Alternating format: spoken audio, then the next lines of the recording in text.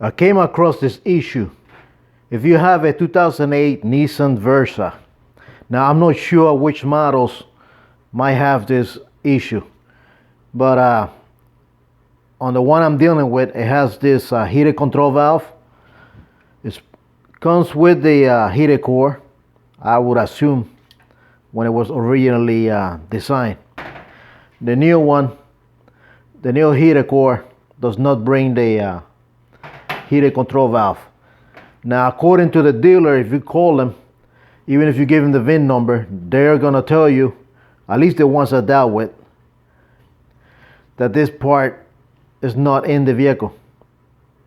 It doesn't even show on their system. Why they removed it, and the parts people, they have no updates. I assume there was a change, but somehow the Nissan dealer parts people are not aware of it. If you run across this, now you know it's okay to install the new design. Now, if you have this part in your Nissan Versa, comment below the year of it so we can keep track of what years have been affected on the Nissan Versas. And subscribe so I can keep you informed on this and any other vehicle information I find out about.